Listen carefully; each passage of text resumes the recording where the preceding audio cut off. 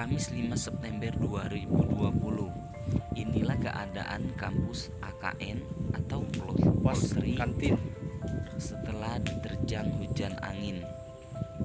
tetap kampus. Nampak sangat berantakan sekali setelah diterpa hujan angin ini, hingga atap-atapnya terbawa angin hingga puluhan meter ke lapangan. Insiden ini tidak ada menelan korban jiwa. Yang Hanya basket kerugian patah. material berupa gedung bangunan serta peralatan yang ada di kampus AKN.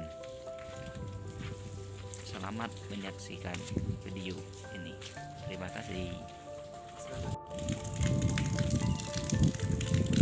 Oh, pintu lepas ya. Gedung kedua, guys.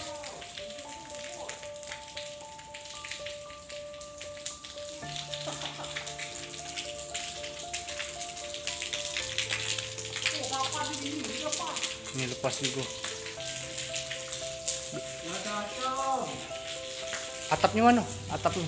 Di lapangan. Woi, itu atapnya no. Woi, ambil di dulu. Woi. Kau.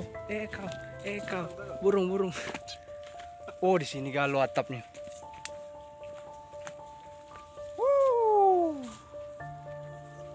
Rangka baja. Oh, hancur.